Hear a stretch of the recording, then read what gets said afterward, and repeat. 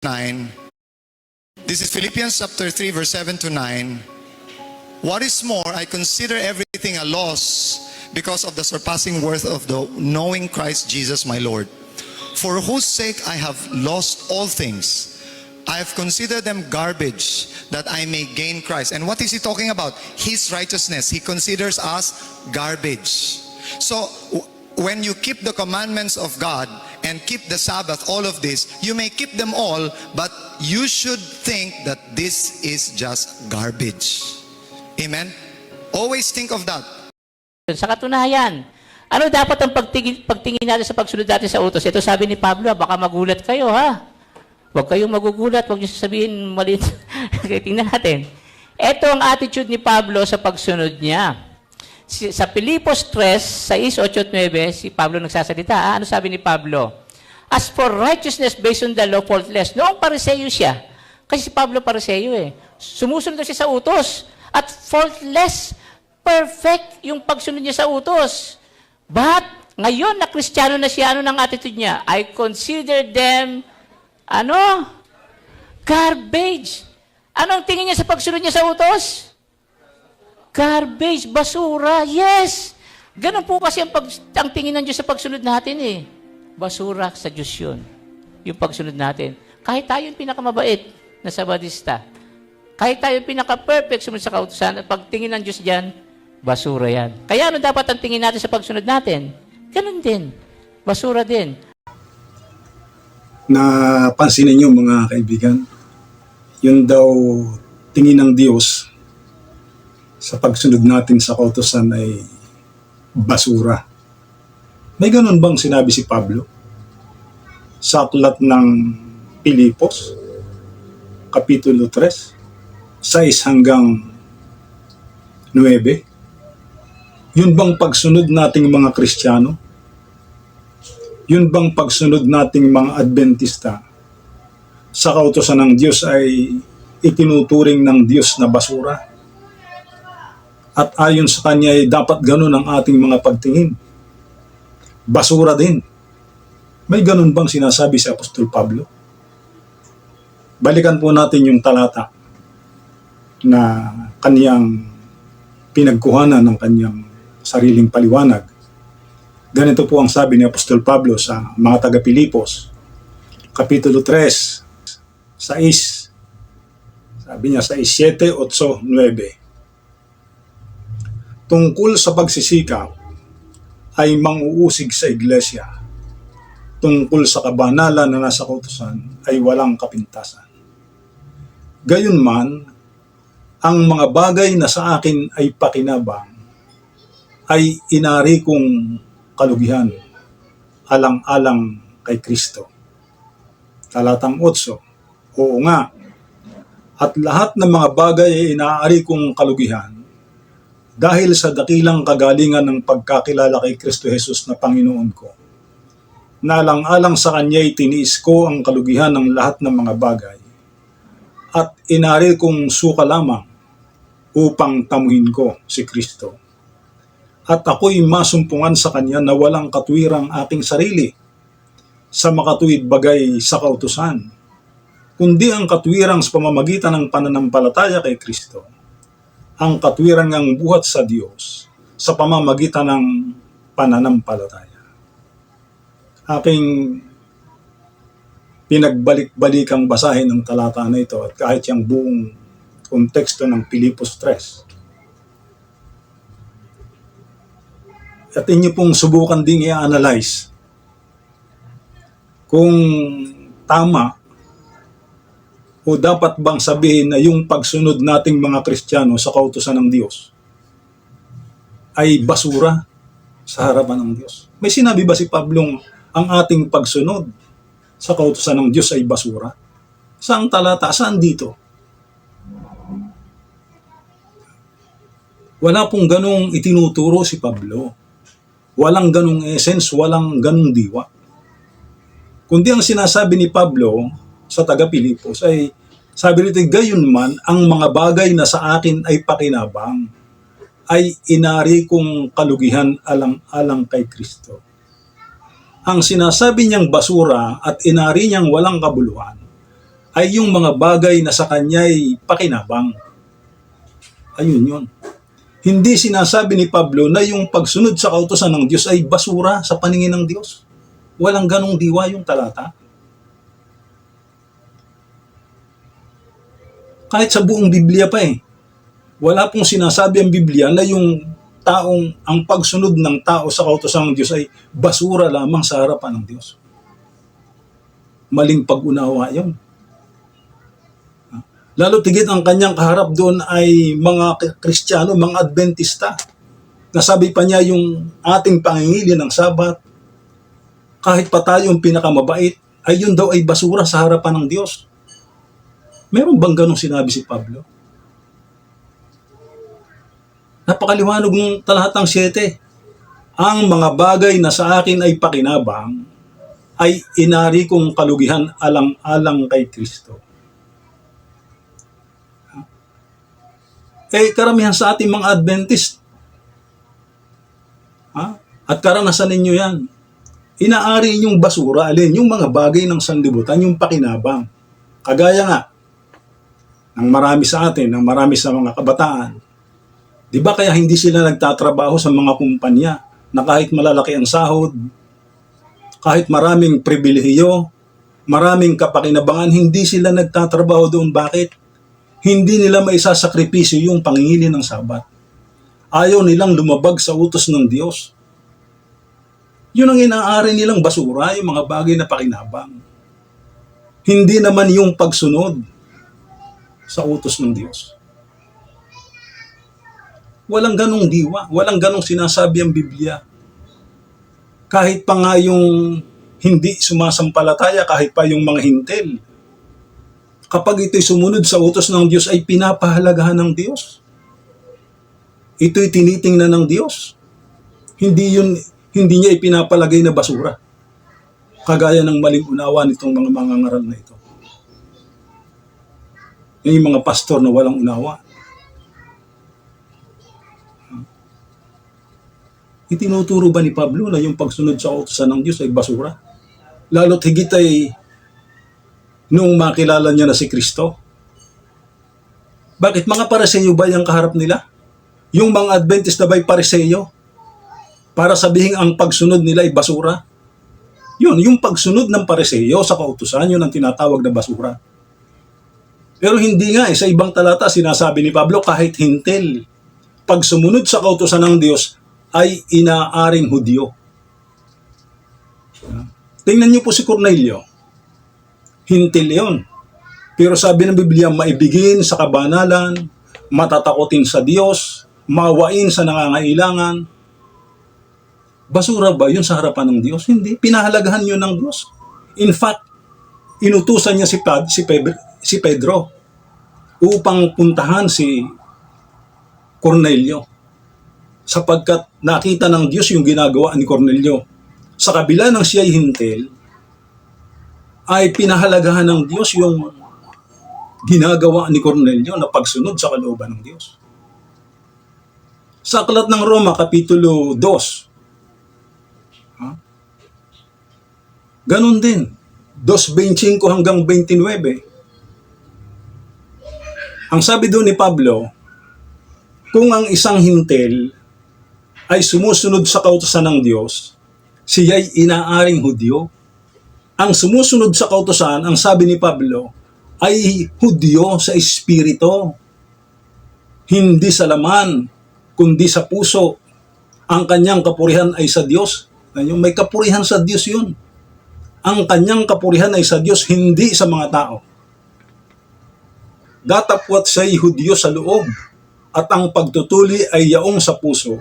Sa espiritu, hindi sa titik, ang kanyang kapurihan ay hindi sa mga tao, kundi sa Diyos. Bakit? Sapagkat ang sabi rin siya ay sumusunod sa kautusan. Ang isang hintil na sumusunod sa kautusan ay inaari ng Diyos na Hudyo, tagapagmana ng pangako, binhi ni Abraham.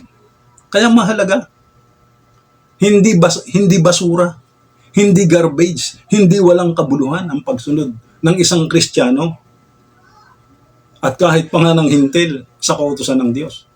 Walang anumang talata sa Biblia na nagsasabi na ang pagsunod sa kautusan ng Diyos ay basura lamang sa harapan ng Diyos. Ay, alam ninyo, ang inyong mga sermon ay ang kaharap ninyo, mga Adventista, mga Kristiyano yan. Hindi nyo ba alam na kaya yan ay naririyan ay dahil nananampalataya sa ating Panginoong Hesus? Sabi ni Pablo, 3:31 ng Roma, niwawalang kabuluhan ba natin ang kautusan? Dahil sa pananampalataya, huwag nawang mangyari. Bagkus ay pinagtitibay pa nga. Uy, binabasura nyo naman. Ha? Ibinabasura nyo ba ang kautusan dahil lang sa inyong pananampalataya? Sabi ni Pablo, huwag nawang mangyari. Ay, saan kayo nakakita ang sasabihin nyo dyan sa mga kapatid ay ang pagsunod ninyo kahit pa kayong pinakamabait na mga sabadista, kahit pa kayo ang nangingili ng sabat from sunset to sunset, ay yan ay basura sa harapan ng Diyos. Saan nyo nabasa yun? Di ba'y manghihina ang mga kapatid niyan? Hindi nyo ba alam na yung nagtyaga sa inyong makinig diyan, pumunta diyan? Na ang iniisip na ngayon makikinabang, ay kaya kung minsan ako hindi si sasamba ka, ang maririnig mo naman ay ganyan. Sa halip na ma-inspired ka, uuwi kang basura ang laman ng utak mo. Sa halip na sumigla ka, ay mahina ka. Kasi bakit? Ay basura ang ipinakain sa iyo. Saan ka ba nakakitang yung pagsunod ng isang Kristiyano na kaya nga naroon ay dahilan sa nanampalataya siya kay Kristo, ay sasabihin mong basura? Saan niyo ba nakuha yun? Yung inyong mga aral na yan? Sang unawa? Wala naman dun sa talata.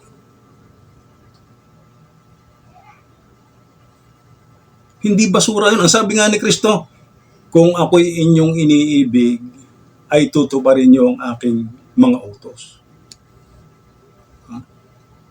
Kaya hindi yun basura, ay bunga yun ng pag-ibig. Eh si Kristo mismo may sabi. Sabi niya dun sa tao, sabi nung tao, mabuting guro. Mayaman yung tao, pero hindi pa siya kontento. Meron pa siyang gusto sa kanyang sarili. Kaya nag-isip siyang magtanong kay Kristo, mabuting guro, ano ba ang dapat kong gawin para ako'y makapasok sa kaharian ng langit? Kita niyo, mayaman na gusto rin pumasok sa kaharian ng langit. Eh, anong sagot ni Kristo? Sabi ba ni Kristo, ay wag mong sundin niyang kautos at basura ang pagsunod diyan? Hindi gano'n. Ang sagot ni Kristo, diretso. Kung gusto mong pumasok sa buhay, ingatan mo ang mga utos. Ay sasabihin mo naman ay basura. Ang isang Kristiyano, kaya yan ay sumusunod sa kautusan ng Diyos. Yan ay bunga ng pag-ibig at mananampalataya. At yun ay hindi basura. Yun ay mabangong samyo sa harapan ng ating Panginoong Diyos. Naalala ko yung talata Aklat ng Apokalipsis, Kapitulo 8, talatang 3. Ang sabi doon, at dumating ang ibang anghel at tumayo sa harap ng dambana na may hawak na isang gintong pangsuob ng kamangyan at binigyan siya ng maraming kamangyan upang idagdag ito sa panalangin ng lahat ng mga banal sa ibabaw ng dambanang ginto na nasa harapan ng luklukan. Kapag tiningnan nyo yung mga komentaryo ng talatang ito, yung maraming kamangyan, yun ay katuwiran ng ating Panginoong Hesus. Isinasama sa mga kabanalan naman na ginawa nitong ng mga tao. At yun ay ang usok noon ay nagiging mabangong samyo. At ang usok ng kamangyan, kalakip ng mga panalangin ng mga banal, ay napailang lang mula sa kamay ng anghel sa harapan ng Diyos.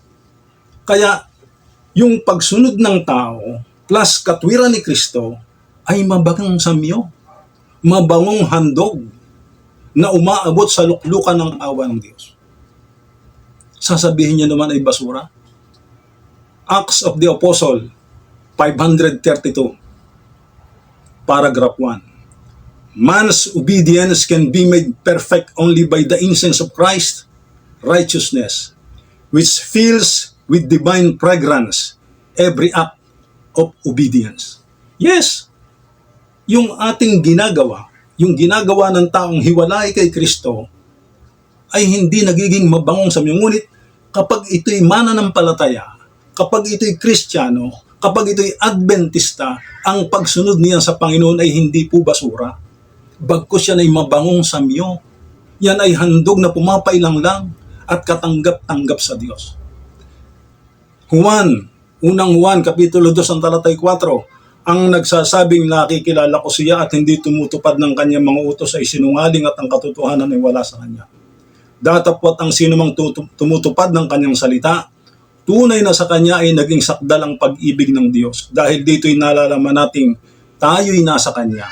Ang nagsasabing siya'y nananahan sa kanya ay nararapat din namang lumakad na gaya ng inilakad niya. Unang Juan 3:24, at ang tumutupad ng kanyang mga utos ay mananahan sa kanya, at siya ay sa kanya, at dito'y nakikilala natin na siya'y nananahan sa atin sa pamamagitan ng Espiritu na kanyang ibinigay sa atin. Anong paliwanag ng kinikilala ninyong propeta? Trials to Triumph, page 296, paragraph 1. John did not teach that salvation is to be earned by obedience, but obedience is the fruit of faith and love. Meron bang bunga ang pananampalataya at pag-ibig na basura? Narito ang pagtitiyaga ng mga banal na nagsisitupad ng mga utos ng Diyos at may pananampalataya kay Jesus. Ibig niyong sabihin, nagtitiyaga tayo, nagtitiyaga ang mga banal, nagtitiyaga ang mga Adventista sa basura. Anong klaseng mga kaisipan ninyo yan? Anong klaseng mga pagtuturo niyo yan? Ang pagsunod sa kautusan ng Diyos ay hindi po basura. Obedience to the law of God is sanctification, pagpapakabanal. Faith and Works, page 85, paragraph 2. Talagang anti-Ellen G. White pala kayo eh. Anti-Kristo pa. Anti-Christ. Ay si Kristo hindi nagtuturo yan na ang pagsunod sa kanyang kautusan ay basura. Alam niyo, yan ay kawalan nyo ng tiyaga sa pag-aaral ng mga sulat ni Apostol Pablo. Tama ang sabi ni Pedro eh. Kasi sa mga sulat ni Pablo, sinasabi ni Pedro na mayroong mga bagay talagang mahirap unawain. 2 Pedro 3:16. Gayon din naman sa lahat ng kanyang mga sulat, ang sabi doon kanya ay si Pablo. Gayon din naman sa lahat ng mga sulat ni Pablo, na do'y sinasalita ang mga bagay na ito, na do'y may ilang bagay na mahirap unawain, na isinisinsay ng mga di nakakaalam at mga walang tiyaga, na gaya rin naman ng kanilang ginagawa sa ibang mga kasulatan, sa ikapapahamak din naman nila. Isinisinsay ninyo, idinadagdag ninyo doon sa Pilipos 3, 6, 7, 8, 9, na yung pagsunod sa kautusan ay basura lamang. Walang ganong sinabi doon si Pablo. Ang sinasabi ni Pablo doon sa 7, hindi nyo naman masyadong binasa yung 7, niligtangan ninyo. Kaya sablay ang unawa ninyo. Ang sabi ni Pablo, ang lahat ng mga bagay na sa akin ay pakinabang ay inari kong kalugihan. Yun ang kanyang inaaring sukal lamang, basura lamang, para matupad niya ang kalooban ng ating Panginoong Jesucristo. Di ba? Hindi nga kayo nagtrabaho ng Sabat. Bisin sana'y kumita kayo ng halagang 1,000 o 600. Pero isinakripisyo ninyo. Yun ang basura, inariin yung basura. Pero yung pagsunod sa kautusan ng Diyos, kailanman ay hindi po yung tinawag ng Diyos na basura. Kundi yun ay pagpapakabanal. Yun ay bunga ng pag-ibig, fruit of the Spirit. Bunga ng Espiritu at pananampalataya. Ang tawag nyo naman ay basura. At talagang basura ang laman ng utak ninyo. Pero nyo yung mga kapatid, galing sa pagsambay uuwi, ang daladalay basura. Anong klaseng ay magpasala? Kung kayo dito sa amin magsisermon sa Padre Garcia at ganyan ang sisermon nyo, aywan ko lang sa inyo, pag hindi ko kayo hinatak sa pulpitong pababa, aywan ko sa inyo. Saan kayo nakakitang yung mga kapatid na ay Kristiyano yun, hindi nyo ba alam na kaya yun naroon ay bunga ng pag-ibig ni Kristo? Sasabihin nyo na may basura. Kung yun ay pariseyo, nasabi ni Pablo, nung siya ay pariseyo pa, ayun, hindi naman pariseyo ang kaharap ninyo. At yan ay kristyanong mananampalataya. Mga umiibig yan kay Kristo. Mga iniligtas pamamagitan ng biyaya. Na kaya yan sumusunod sa kautusan ng Diyos ay bunga ng kanilang pag-ibig, pagpapakabanal.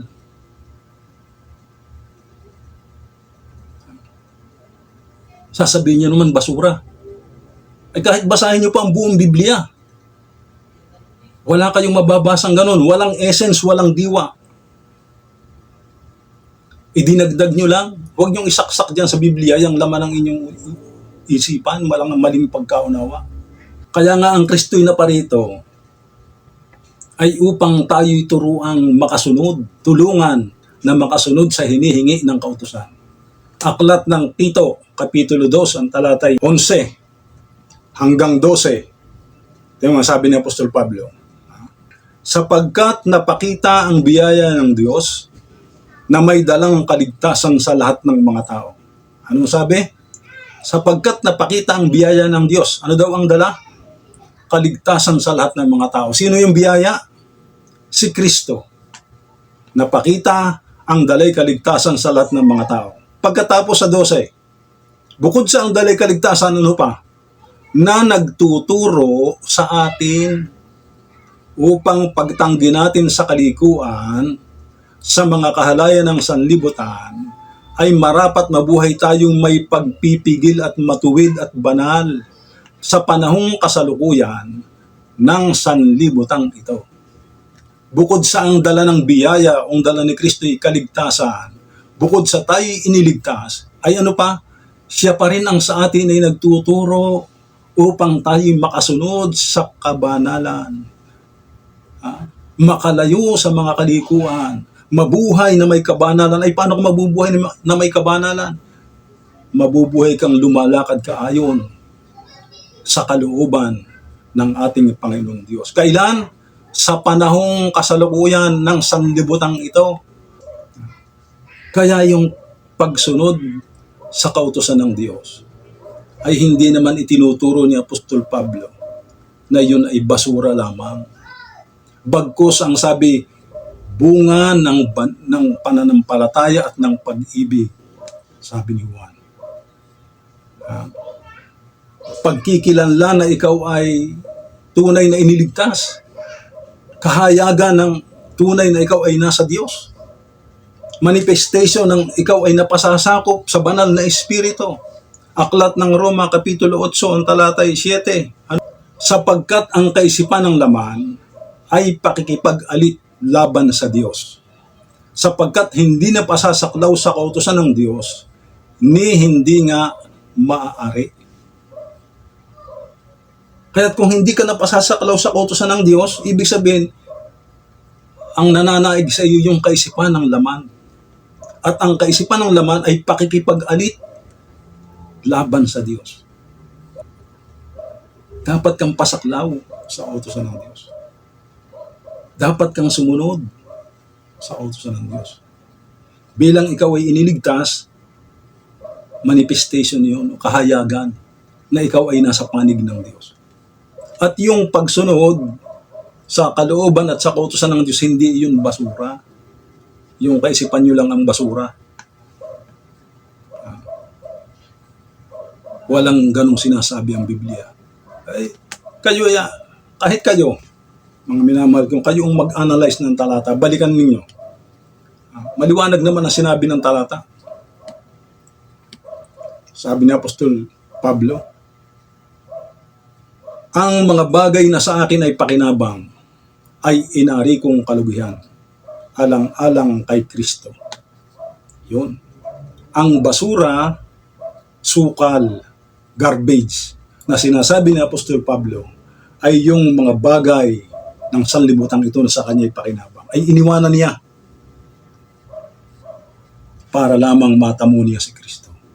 Wala di ang sinasabing ang pagsunod sa kautusan ng Diyos ay basura sa harapan ng Diyos. Yes, ang pagsunod sa kautusan, ang sabi niya ay hindi yun ikatutuwid ng tao. Ang katwiran ng tao ay si Kristo.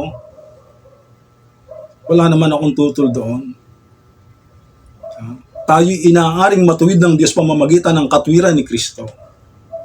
Pero hindi sinasabi ni Pablo na yung pagsunod mo sa kautusan ay basura sa harapan ng Diyos. Walang ganon. Bilang Kristiyano, bilang mananampalataya, ay kailangan mong sumunod sa kautusan, bunga ng iyong pag-ibig, ng iyong pagpapasako, bunga ng iyong pananampalataya. At hindi yun basura. Bagkus ang sabi, yaon ay pagpapakabanal. Yaon ay mabangong samyo sa harapan ng ating Panginoong Diyos. Kapag ang isang Kristiyano, kapag ang isang Adventista, ang umaawit ng papuri sa Panginoon, na kaya naman yun ay umaawit, alam natin na yun ay dahilan sa pag-ibig niya kay Kristo. Bakit meron bang Adventistang umaawit na ang dahilan ay itanyag ang kanyang sarili? Meron bang gano'n? Kaya ba tayo sumisimba at nangingili ng Sabat ay para itaas ang ating sarili? Wala namang ganong Adventista.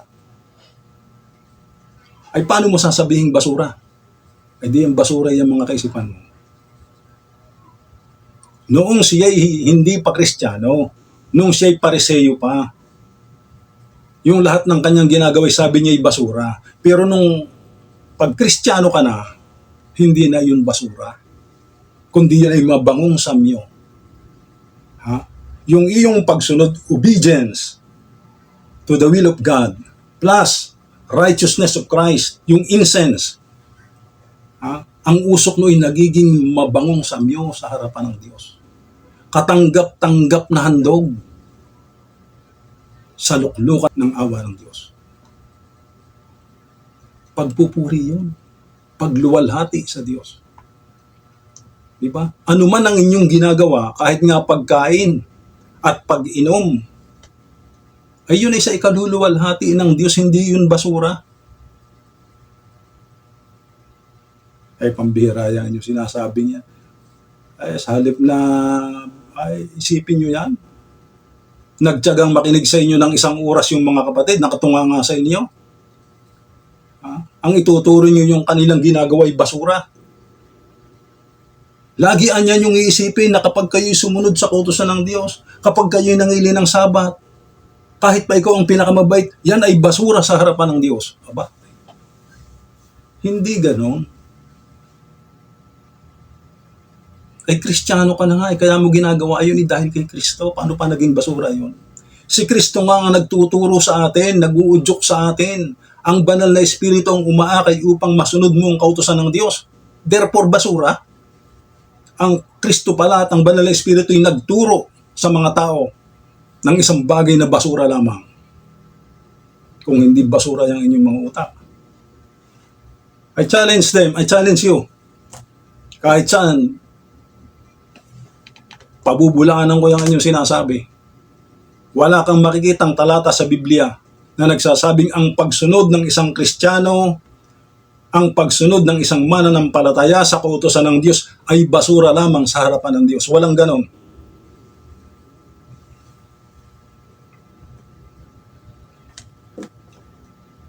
Kaya yung lagi nyo sasabihin, yun ang lagi nyong iisipin mga kapatid, pag kayo sumunod sa utos, basura lamang yan. Ba't ako susunod pa? Kung basura lang pala yan sa Panginoon. Hindi yun basura. To glorify God. Pagpapakabanal yun. Mabangong samyo sa harapan ng Panginoon. Mahalaga. Ang Diyos ay hindi liko upang limutin ang inyong mga gawa. Ay kung basura yan, ay bakit pa itatala yan?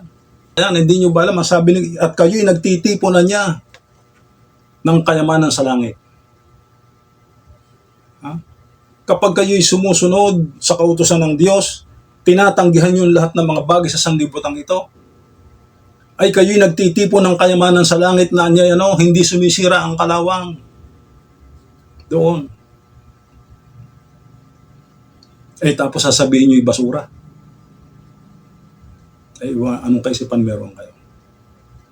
Basahin nyo, napakaraming sulat ni Ellen G. White na yun ay sanctification. Meron pang ang sulat si Ellen G. White na kontrang-kontra doon sa sinasabi niyo na hindi requirements ang pagsunod sa kautusan. Ay sa sulat ni Ellen G. White, ang nakalagay doon, walang papasok sa langit na manlalabag ng kautusan. Tapos sasabihin niyo, basura ang pagsunod. Requirements yun.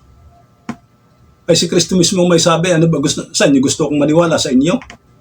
O kay Kristo? Ha? Kung gusto mong pumasok sa langit, ingatan mo ang mga utos. Hindi ang lahat ng tumatawag sa akin, Panginoon, Panginoon, ay papasok sa kaharian ng langit. Ay sa pagkakadami ng tumatawag sa Panginoon, halos lahat ng tao ay dumidiyos. Oh. Pero sabi, hindi ang lahat ng tumatawag sa Kanya, Panginoon, Panginoon. Ibig sabihin, no, nananampalataya yon. Kaya nga tumatawag ng Panginoon. Pero, hindi yun papasok sa langit. Sino doon papasok sa langit? Yaong gumaganap ng kalooban ng aking amang nasa langit. Ay ano ang kalooban ng amang nasa langit? Ayon kay David, aking kinalulugarang sundin ang iyong kautusan, O Diyos ko. Ang iyong kautusan ay nasa loob ng aking puso. Yun ang kalooban ng Diyos. Banal, matuwid, sakdal, walang hanggan. Yan yung kautusan. Pagkatapos sasabihin mo, basura ang pagsunod diyan. Aywan ko sa inyo. Ito'y ginawa ko lang para patunayan sa inyo. Kasi mapanganib ang inyong turo. Tama yung sinasabi ni Ellen G. White dito. Meron ditong quotation sa Ellen G. White. Babasahin ko sa inyo. Tingnan niyo ito. Sa kanyang sulat sa Faith and Works 29, paragraph 2. Ito, sanctification is obtained only in obedience to the will of God. Many who are willfully trampling upon the law of Jehovah claim holiness of heart and sanctification of life, but they have not saving knowledge of God or of His law. They are standing in the ranks of the great rebel. Yan palang inyong mga kalagayan na yan. Kayo ay kabilang sa mga nakatayo, sa mga dakilang kaaway o kalaban, sa mga rebelyon sa harap ng Diyos. He is at the war with the law of God, which is the foundation of the divine government in heaven and in the earth. These men are doing the same work as their master has done in seeking to make of none effect God's holy law. No commandment breaker can be permitted to enter heaven. For he who was once a pure and exalted covering cherub was thrust out for rebelling against the government of God. Yan. Ayan ang sinasabi ng propeta. Na kinikilala niyo yung propeta. Yung mga nagwawalang bahala, nagwawalang halaga sa kautusan ng Diyos ay mga taong nasa ranggo ng pagiging rebelyon. Yung nagpapawalang halaga sa pagsunod sa kautusan, ay kayo yan. Mga rebelde,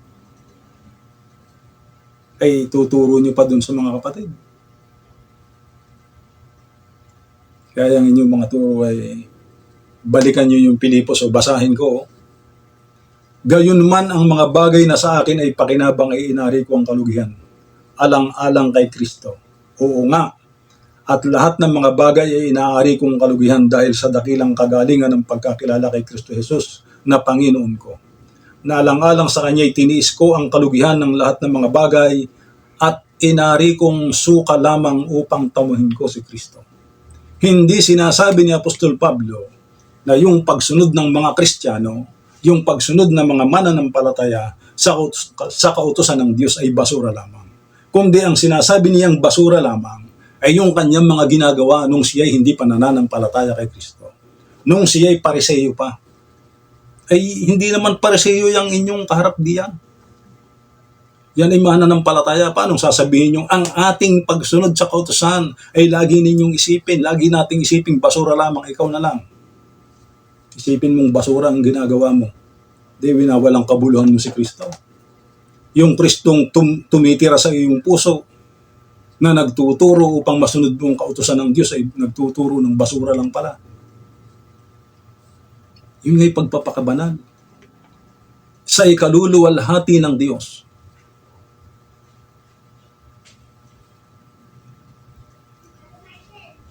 Ano man ang inyong ginagawa, gawin ninyo sa ikaluluwalhati ng Diyos.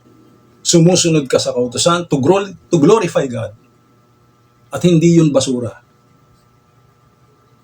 Ang basura sa iyo, dapat mong basurahin at gawalain mong kabuluhan yung karangalang pang sarili, yung mga bagay ng sanlibutan, yung pakinabang sa iyo na tinanggihan mo alang-alang kay Kristo. Yun yun. Pero yung pagsunod sa kautusan ng Diyos, bilang ikaw ay nananampalataya kay Kristo, bilang umiibig ka kay Kristo, dahil iniligtas ka ni Kristo, hindi iyon basura. Matuto kayong umunawa ng sinasabi ni Apostol Pablo. Kahit kayo, balikan ninyo.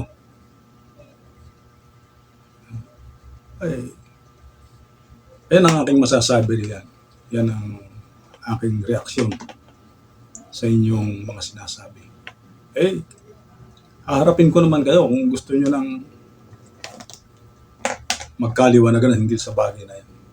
Pamumukha ko sa inyo na mali ang inyong turo. Kaya sana'y naging maliwanag sa atin ang bagay na ito at kahit papano ay maalis ang kalituhan at ang mga bagay na nagbibigay alinlangan sa mga kapatid. Ano? Kaya mga minamahal ko mga kapatid, yun pong inyong ginagawa, yung ating pagsunod sa kalooban ng Diyos sapagkat tayo iniligtas ng Diyos. Ating ginagawa yon sa alang-alang sa pag-ibig natin sa ating Panginoon. Ginagawa natin ang tayo'y